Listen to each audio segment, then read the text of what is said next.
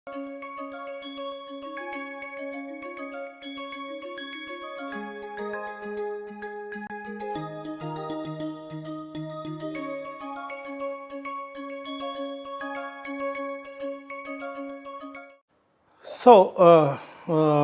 after having a nice background of diagnostics and its relation to the prognostics, now we will discuss in this lecture as well as next lecture the fall diagnostics tools, methods, their features.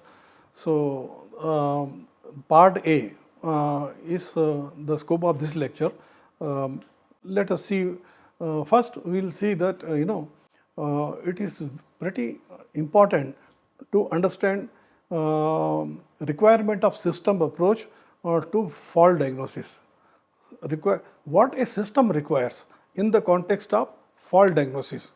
So, one thing you will understand from here that systems can have two fundamental characteristics. One, a passive system, and other one is an active system.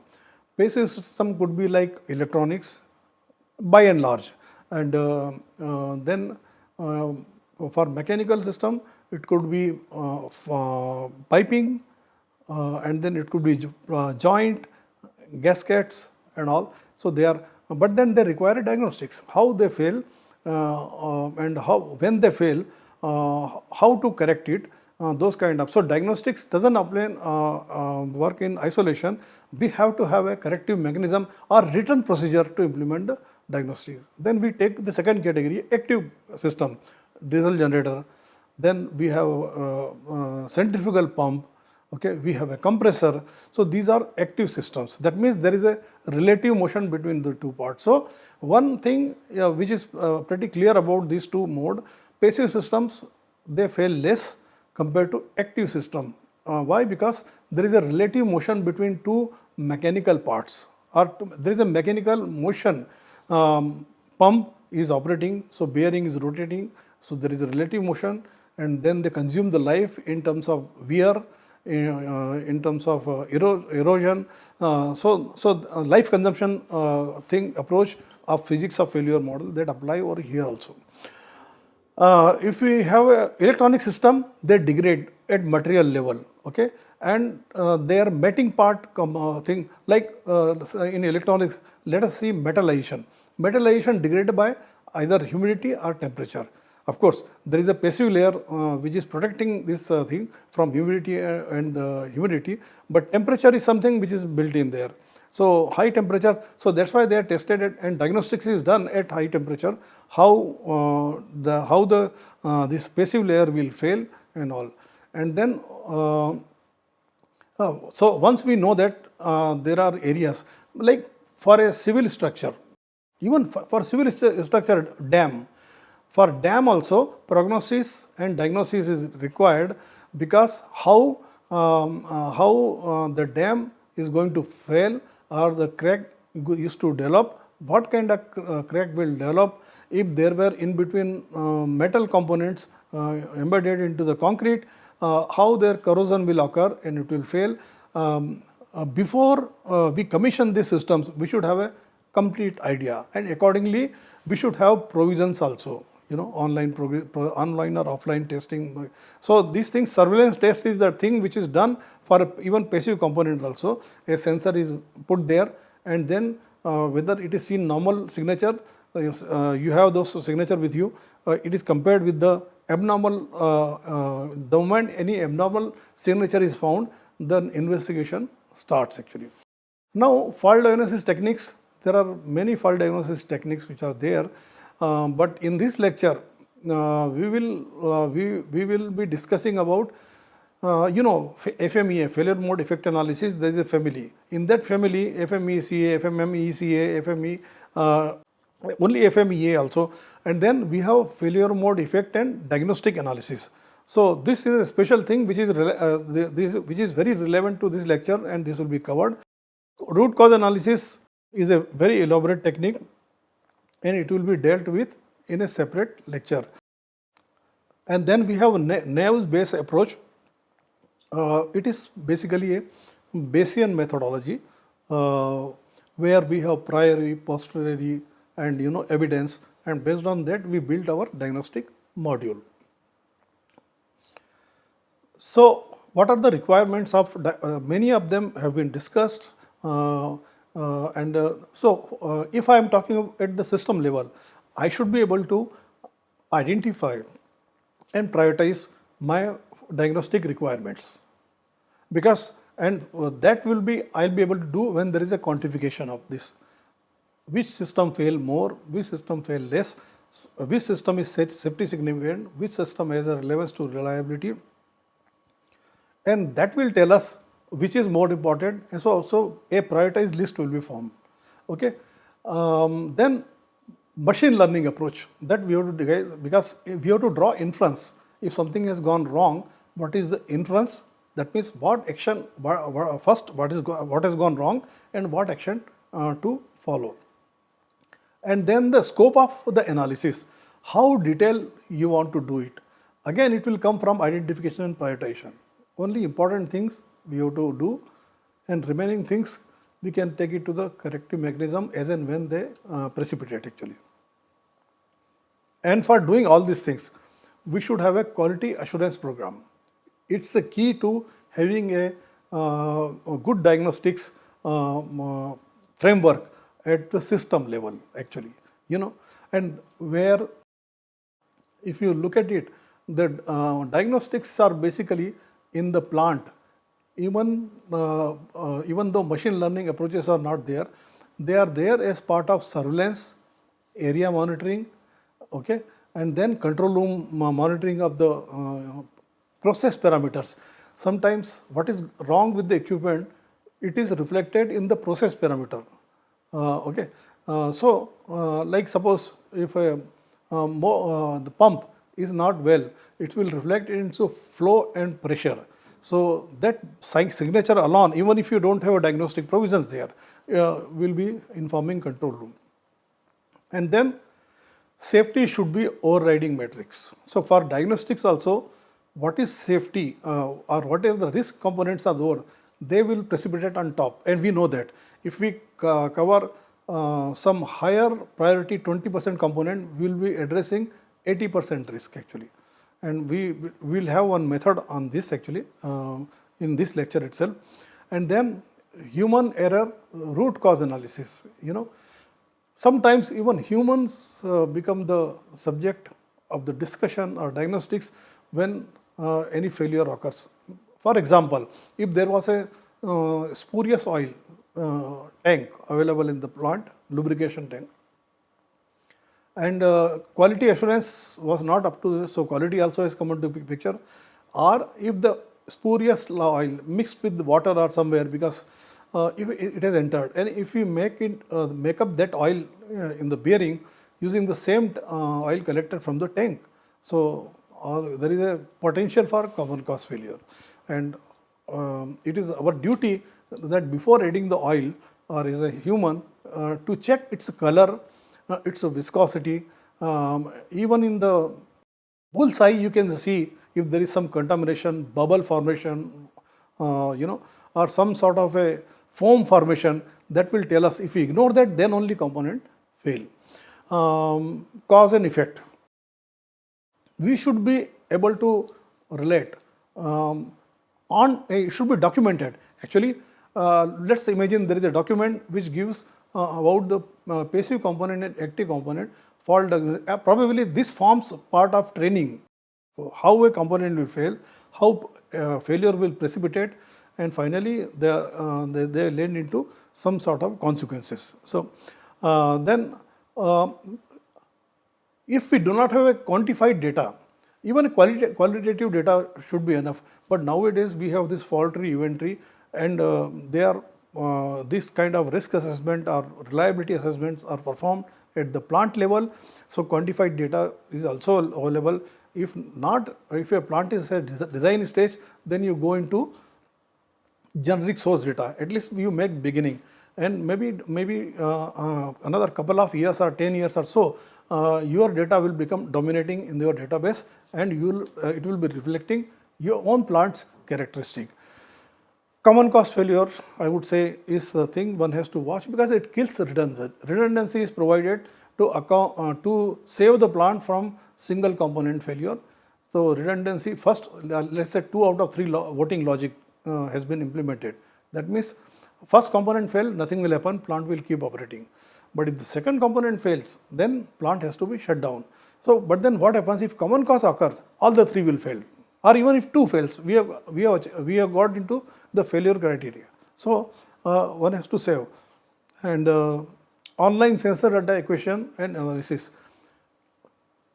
The online data system should be in line with the requirement of the plant equipment. If there is some time constant variation, data lag is there, or it is not coherently available for diagnostics and prognostics, then corrective action program should start. Or somewhere between data is coming with noise, and we are not able to do diagnostics or prognostics, whatever. So that has to be seen.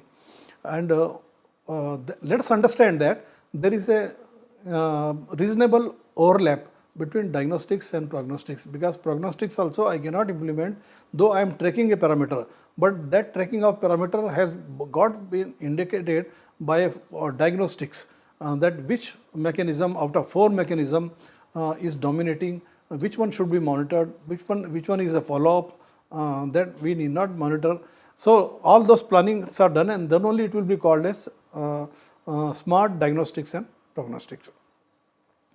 So this is just some procedures or technique I will be presenting here.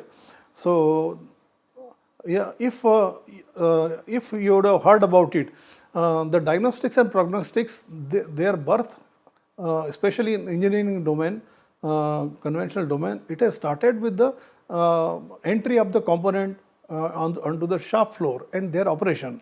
So in those days, advanced tools were not available. So surveillance and monitoring, they were the 2 tools. It could be, there were even no control room also. One has to go to the machine and see what is going on. But then slowly a culture of online signal monitoring started, and we built control room. So information came to control room, not all the signal, at least process signal, they came to the plant control room, and later on some windows were reserved for even diagnostic prognostics also. So this was the traditional technique, real-time surveillance and monitoring, and almost like tens of years we operated our plants or maintained our plant using this technique. Then a formal methods of diagnostics they started, and one of them is a failure mode, effect and diagnostic analysis. So this will be covering. It is like similar to FMEA. There is a FMEA form, and then we go on making the entry for the for individual component in the plant, and ensure that that we have good coverage of all the plants, whether it is passive plant component, whether it is a passive or active electrical, electronics, their interconnections, okay, and their interface and all. So and then fault tree and event tree. For a complex system, this method, because fault tree, event tree, let's take the case of a nuclear plant. For most of the plants, the probabilistic risk assessment level 1 study exists. So that knowledge is available in the record, documented knowledge and approved knowledge, So we can derive rules, production rules from here. What happens, how top event, like say diesel generator, how it can fail. So all those knowledge, they are built into the system. They are brought to the component level, and how it reflects into failure of a system. And if we know those metrics, probably we can save the failures also. Fishbone diagram. Fishbone diagram is in reliability paradigm. This is a well-known methodology, okay, which is basically cause and effect analysis and root cause analysis. I think last but one lecture will be independently discussing root cause analysis. Rule-based approach, and this one, they are either rules are developed with a qualitative knowledge or with a formal knowledge. So even the fault tree also, they have a cause and effect paradigm, and here rule based approach also we have to develop a paradigm and develop the production rule. Now every time quantitative approach is not possible like fault tree, event tree. So sometimes fuzzy based approach, fuzzy rules are used for developing, and fuzzy rule based I will be discussing somewhere when we go into implementation or case studies and all. So my strategy is like this: discuss the techniques to the extent possible, and remaining techniques, when we present the case study, they will be discussed. Then Pareto analysis, it is something like 80-20 rule, it applies here, and precursor analysis. Precursor analysis and fault and event tree analysis. Because precursor analysis is a very important tool. If any failure or root cause analysis is performed, so we have to map it on a PRA study, that is fault tree event tree analysis. And we have to see which are the precursors required to, because failure at plant level doesn't happen because of one component failure. There are sequence of component, except common cause failure. Common cause failure, in one shot it can fail all the component, but normally it is individual failures of the component. So like it could be human action also, it could be a component failure also. So two events, and two components and one human action, or no human action, three component failure or two component failure. Various combination that only lead us to an accident sequence. So then, having an overview of these techniques, let us see, if I use a fault diagnostics for a domain, let us say industry, then it's not that one technique will be suffice. We have to use host of techniques, or the techniques which I have shown on the previous slide. Practically all of them, they will come into picture, because diagnostics depend on the nature of problem that you have. So for some problem, it will be Pareto method will suit. For some problem, fault tree event tree methodology will be available. We can make a cause effect diagram, fishbone methodology. So, and particularly when we do a root cause analysis, integrated technique has to be there actually.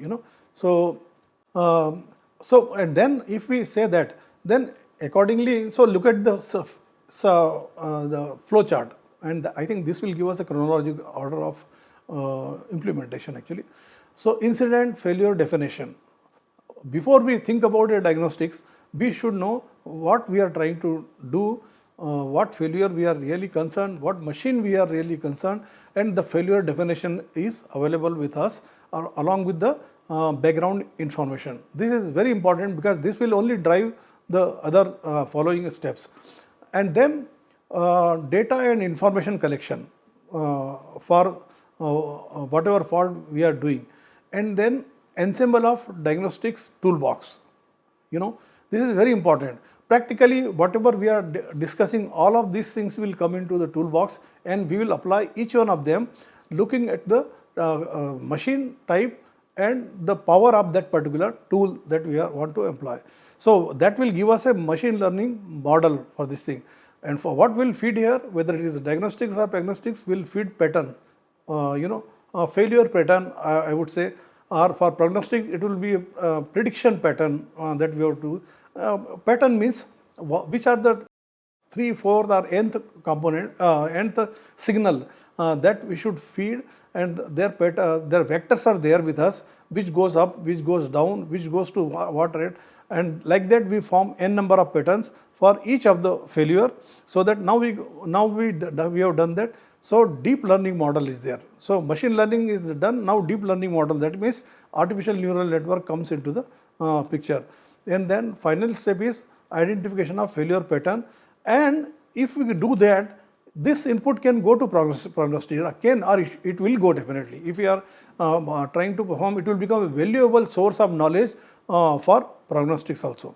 So I think pattern, feature, and then noise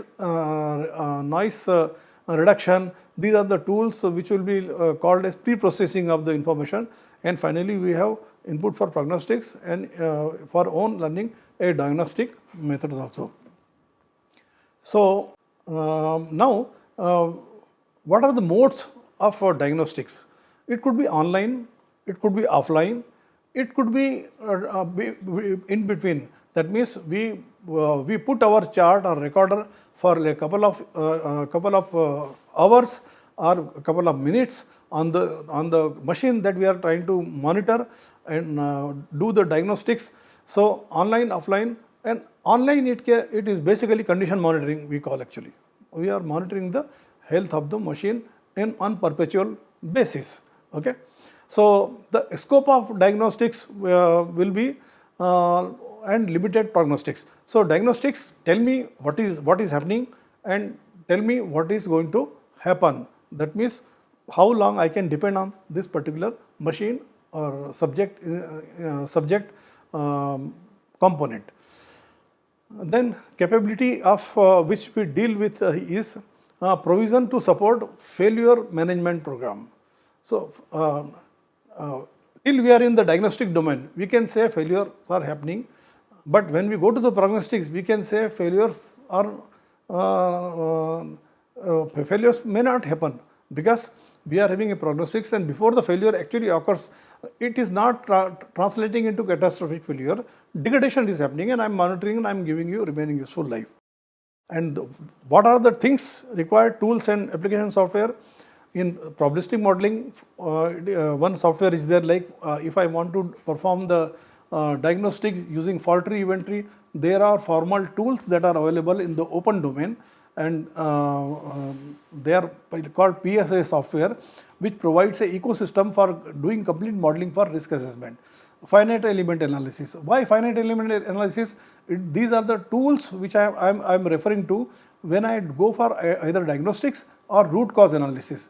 Because if I do, I'll discuss these aspects into, but these are the toolbox that are available, and this same toolbox, please remember, should be available when we do the root cause analysis.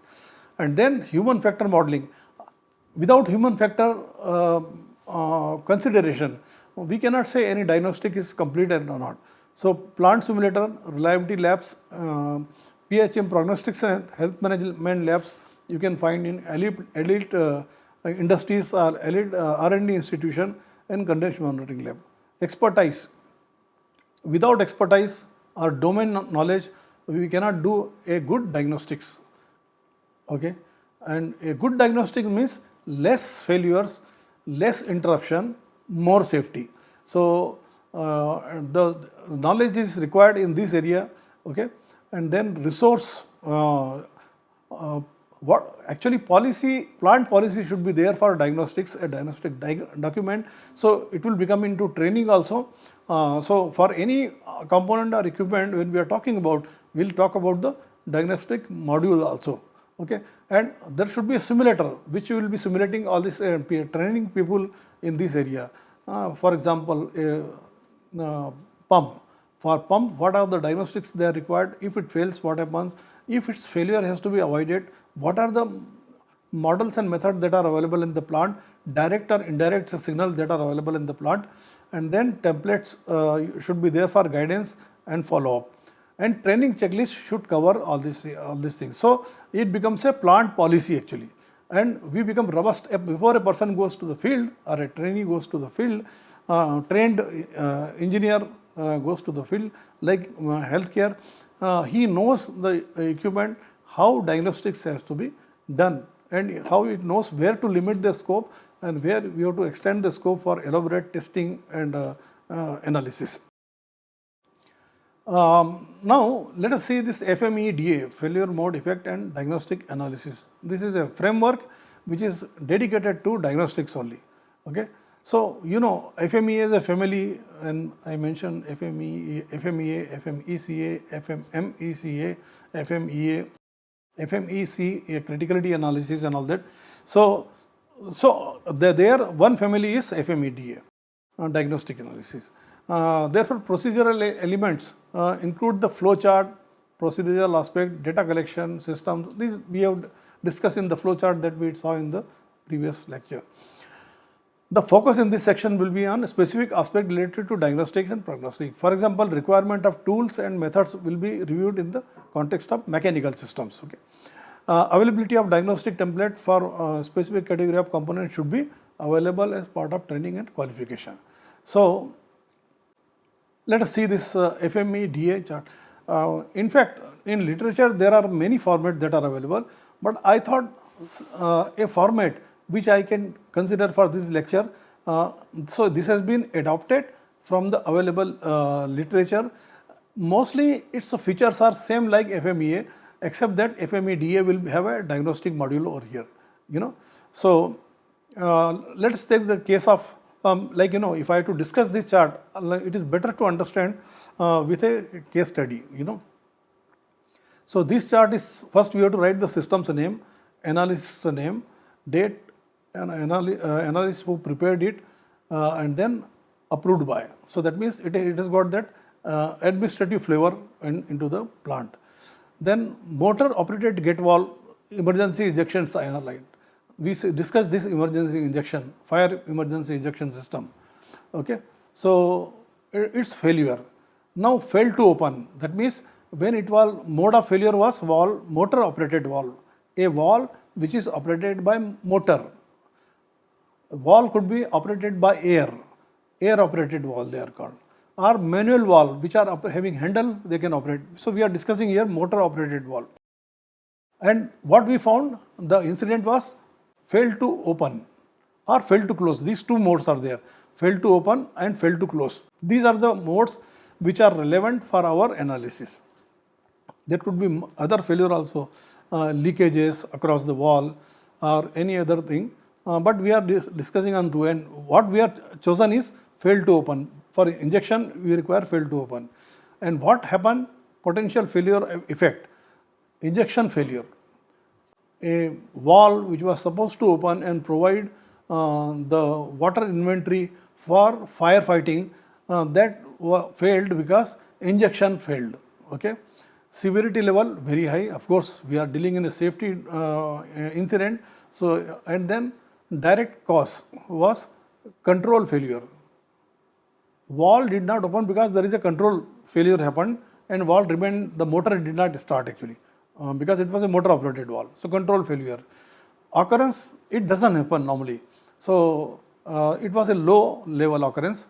Okay, but risk factor was 3. This now 1, 2, 3, 4. As we go up, the risk factor increases.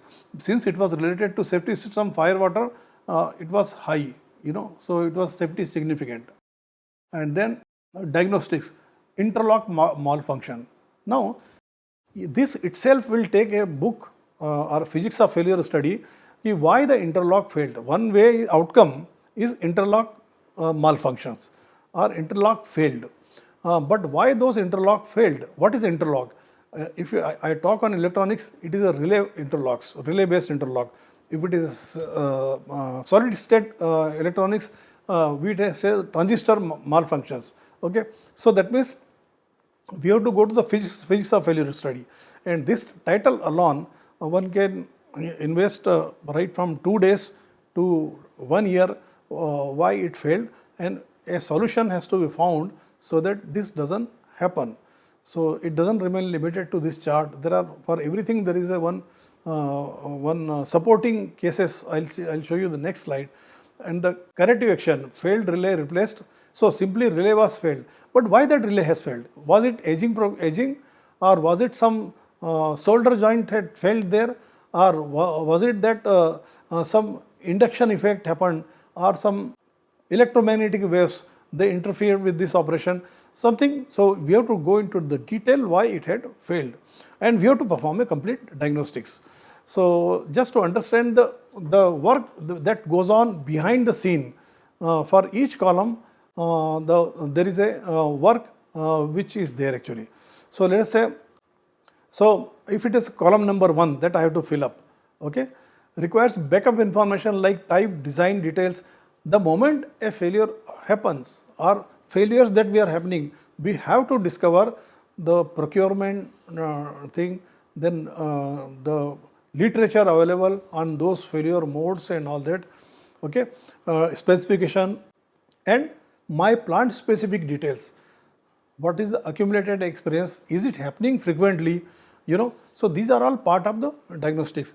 If it is a rare event, we may call it a random event, but there is a very thin line between random failure and a systematic failure.